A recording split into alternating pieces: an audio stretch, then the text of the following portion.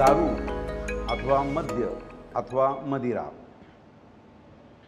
मी आणि कवी वैभव जोशी सादर करीत असलेल्या काहीच्या काही या आमच्या कार्यक्रमाचा शुभारंभ आम्ही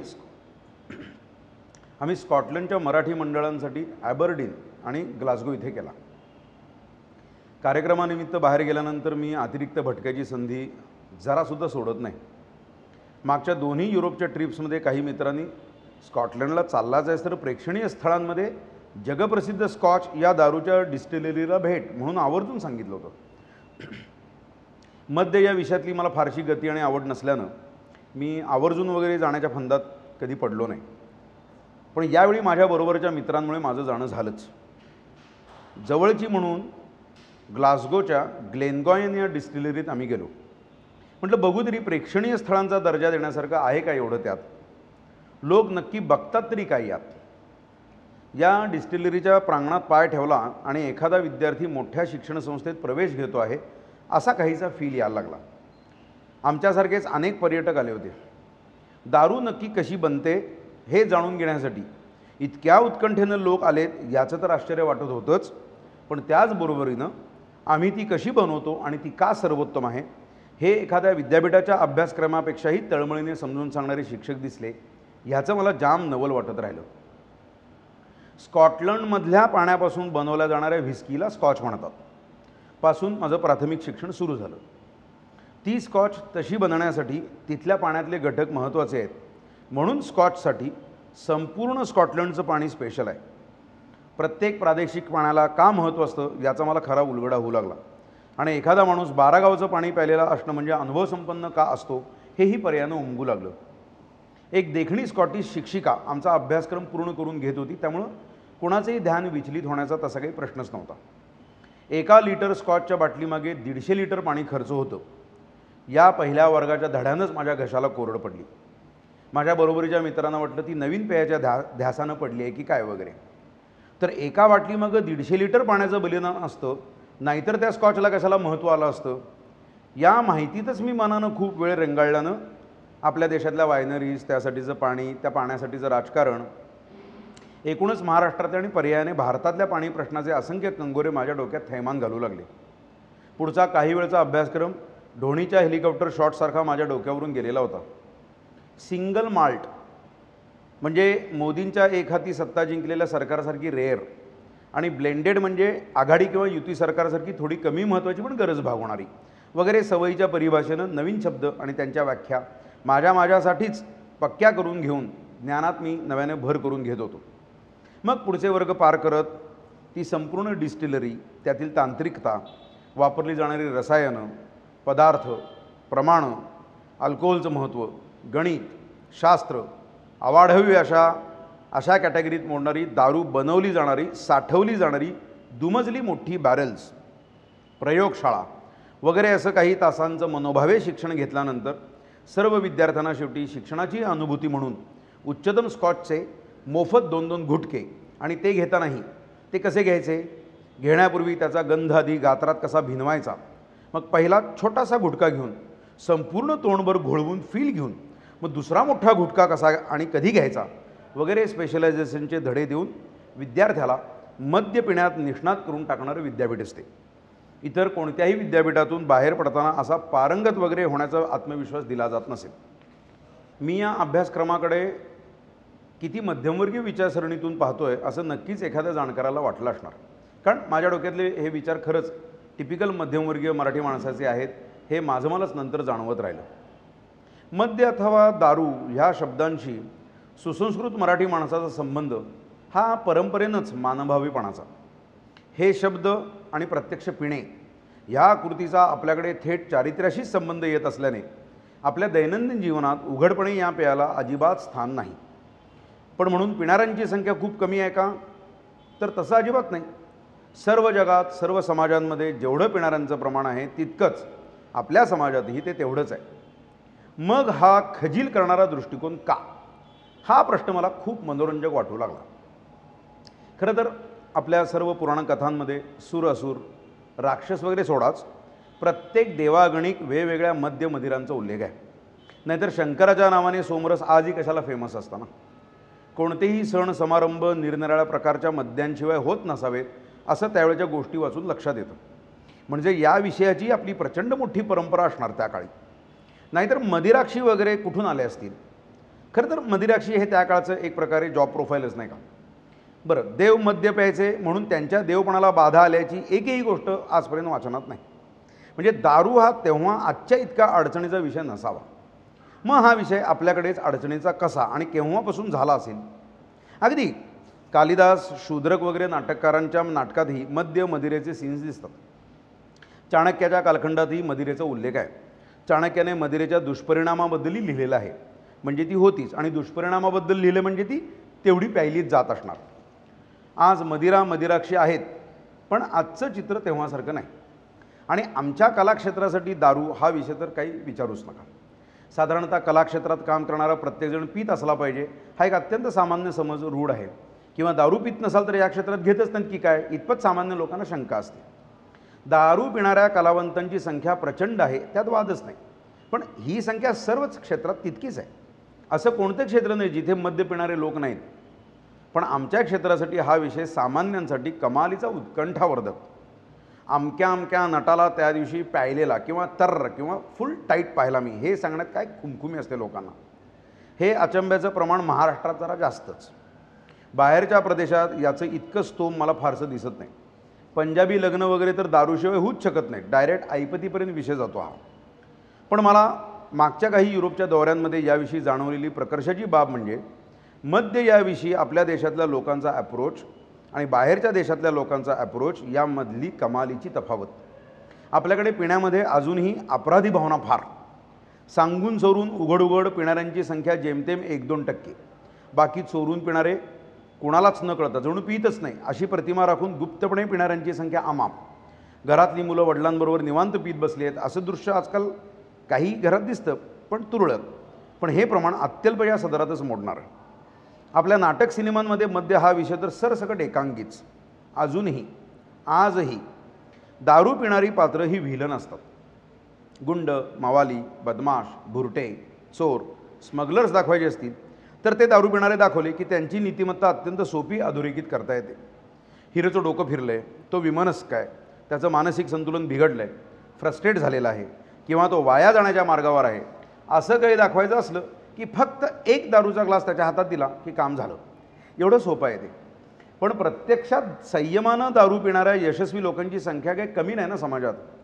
एखादा चांगला हिरो समंजस आहे, कोणतंही दुःख नाही, आनंदात आहे आणि तो प्रमाणात प्यायला आहे, तरीही त्यानं काही राडे घातलेले नाहीत असं दृश्य आजपर्यंत कोणत्याही गोष्टीत मला पाहायला मिळालेलं नाही, जे वास्तवात एरवीच असतं.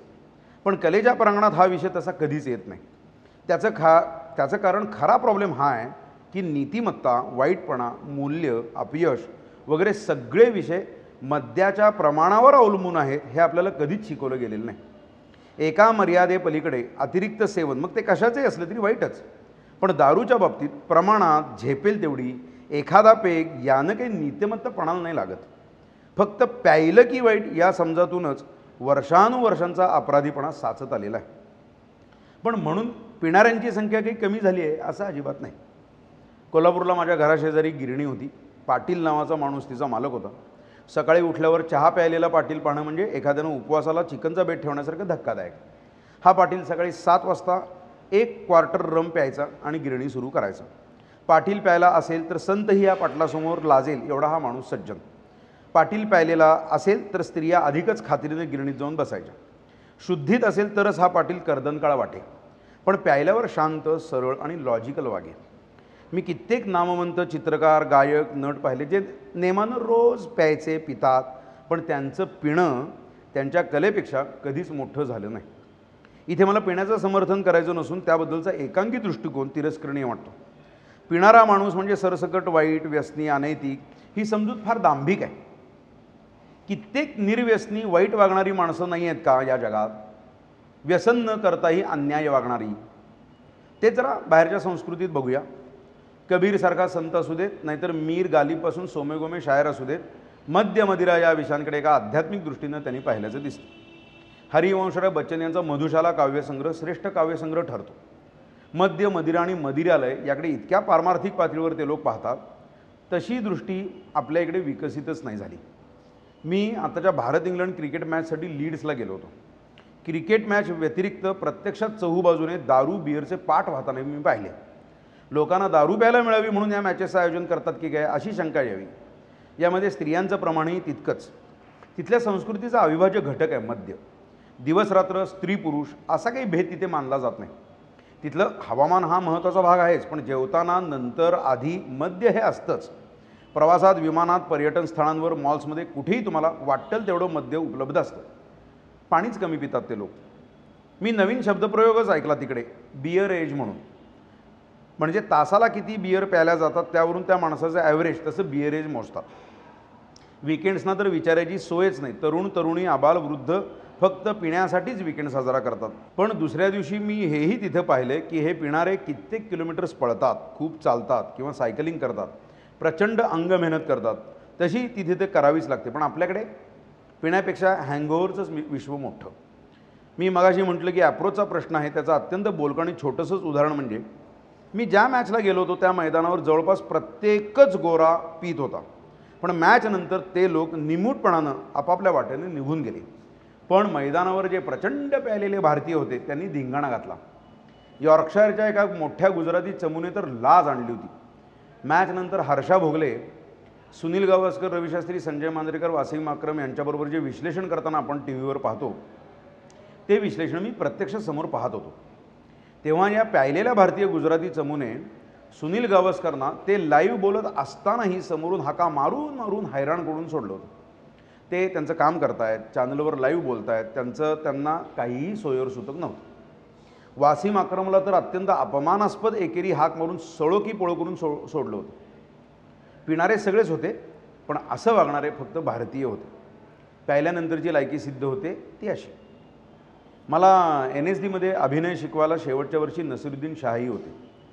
क्लासेस झाल्यावर हॉस्टेलवरच रात्री कसलीशी पार्टी होती.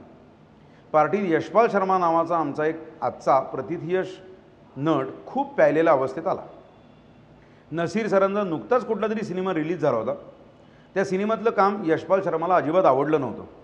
ते त्यानं दारूच्या नशेत नसीर सरांना उघड सांगितलं.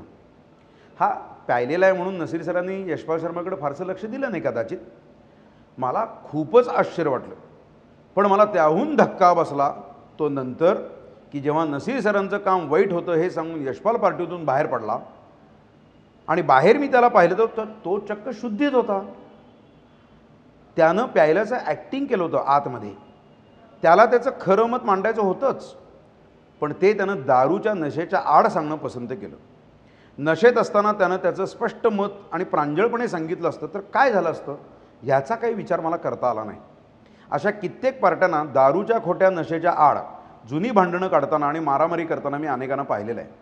म्हणजे नशेच्या प्रभावात किंवा आडून खरं वागणं हे प्रत्यक्ष खरं वागण्यापेक्षा सोपं वाटतं.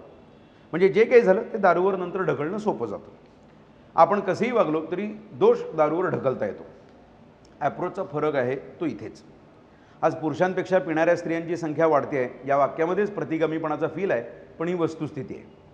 बाहेरच्या देशात लोक कोणत्याही थराला जाऊन पितात. तिकडं सगळं आदर्श वातावरण आहे असं तरी मुळीच नाही, पण त्यासंबंधीची त्यांची व्यवस्थाही तशीच कडक आहे. कायदे प्रचंड सक्त आहेत. दारू प्यायल्यानंतर गाडी चालवली तर लायसन्स जप्त होतं आणि फक्त तुरुंगवास भोगावा लागतो. मग यात कुणालाही दयामाया असत नाही. पण याबाबतीत आपल्याकडे काय चित्र आहे याबद्दल काही मी लिहायची आवश्यकताच नाही. एका बाटलीमागे 150 लिटर पाणी वापरून आपण दारू बनवणार. नंतरही एका पेकसाठी परत वरून पाणी घालून आपण ती पिणार. त्यासाठी नैसर्गिक पाण्याचं नियोजन न करता गरिबांच्या तहानेचं राजकारण करणार. दारूबंदीच्या जाहिराती करणार, पण कारखानेही काढणार. वर अवाढव्य कर लादून अर्थकारणातला सगळ्यात जास्त महसूलही मिळवणार. लोकांना प्यायला सहज उपलब्ध करून देणार, पण नैतिकतेचा बाऊ पण करणार. पिण्याच्या प्रमाणाचे संस्कार तर नाहीच करणार आणि नंतरच्या परिणामांबाबत कायद्याची अंमलबजावणी चुलीत घालणार. या आणि अशा सगळ्याच पातळीवर आपल्याकडे मद्याबाबतीत अत्यंत नेभळट, बेगडी आणि दांभिक धोरण राबवलं जातं. दारू या विषयातला आपला सगळाच व्यवहार हा अत्यंत खोटेपणाचा आणि स्वतःची समजूत घालण्याचा आहे. याचं अत्यंत साधं उदाहरण म्हणजे ड्राय डे. हा इतका मजेशीर प्रकार आहे आपल्याकडे. भारत सरकारनं राष्ट्रीय स्तरावर ड्राय डेज निश्चित केलेले आहेत. ते सर्व राज्यांना लागू होतात. पण त्याबरोबरीने प्रत्येक राज्यांचे त्यांचे त्यांचे वेगळे वेगळे ड्राय डेज असतातच. म्हणजे आपल्याकडे जसा आषाढी एकादशीला पाडव्याला असतो तसा. पण स्वातंत्र्य दिन, प्रजासत्ताक दिन, गांधी जयंती हे प्रामुख्याने देशभर महत्त्वाचे ड्राय डेज. सामान्य लोकांचा समज काय ड्राय डे बाबतीत, तर ज्या दिवशी दारूची दुकाने बंद असतात तो दिवस, त्या दिवशी ती पिऊ नये असं अपेक्षित आहे हे कदाचित माहितीच नाही कोणाला. त्यामुळे ड्राय डेच्या आदल्या दिवशी कोणत्याही प्रार्थनास्थळांपेक्षा लिकर शॉपच्या बाहेरची गर्दी सगळं काही आपल्याला सांगून जाते. महात्मा गांधी, देशाचं स्वातंत्र्य याबद्दल तुम्ही जरा काही वावगं बोला जाहीर, समाजाची अस्मिता तुमची आतडी बाहेर काढायला तयार असते. पण त्याच अस्मितेचं ड्राय डेबद्दल काय होतं मग? एखाद्या बँकेचा कर्जाचा हप्ता बुडवण्याची भीती नसते, पण ड्राय डेला दुकानं बंद असतं म्हणून स्टॉकची तजवीज आधीच अत्यंत जबाबदारीने निभावली जाते. आधीच ते ड्राय डेज 10पेक्षाही जास्त नसतात, म्हणजे मुळातच 355 दिवस कुणीच विचारणार नसतं. वर ड्राय डेचा नियम फक्त दुकानांवर सोपून त्याही दिवशी निवांत सुट्टी असल्याने एरवीपेक्षा जास्तच प्यायली जाते. त्यामुळे भारताचं स्वातंत्र्य वगैरेंच्या गप्पांमध्ये महात्मा गांधींचं नक्की कुठं चुकलं आणि देश असा कसा झाला आज वगैरे विषयांवर जरा जास्तच मग ड्राय डेच्या दिवशी पिऊन मनमोकळेपणानं बोलता येतं. त्याही दिवशी विकणारे विकतात, घेणारे जास्त किमतीत घेतात आणि नैतिकता गेली चुलीत म्हणून पितात. म्हणूनच मला त्या ग्लेनगॉयनसारख्या डिस्टिलरीचं कौतुक वाटतं. उगाच फालतूचा आडपडता नाही, उलट त्यांना प्रचंड अभिमान. ॲप्रोच असा की आम्ही बनवतो हे आणि हे जगात सर्वोत्तम आहे, त्याची किंमतही अव्वल आहे आणि ते शाहीपणाचंही आहे. आम्ही शिकवतो ते कसं प्यायचं, कसं जिरवायचं आणि जगण्याची लज्जत कशी लुटायची ते. ही घ्या विकत पुस्तकं मिश्रणांची, पुस्तकेही अभ्यासपूर्ण विचार करून शास्त्रीय पद्धतीनं विवेचन करणारी, सांगणारेही अभिमानी आणि ऐकणारेही. कुठे नीतिमत्तेचा बडेजावपणा नाही की कुठे कसला गिल्ट नाही. शेवटी हरिवंशराय बच्चन मधुशालामध्ये काय म्हणतात? मृदु भावों के अंगूरों की आज बना लाया हाला, मृदु भावों के अंगूरों की आज बना लाया हाला, प्रियतम अपने ही हाथों से आज पिलाऊंगा प्याला. पहले भोग लगा लूँ तेरा फिर प्रसाद जग पाएगा, सबसे पहले तेरा स्वागत करती मेरी मधुशाला.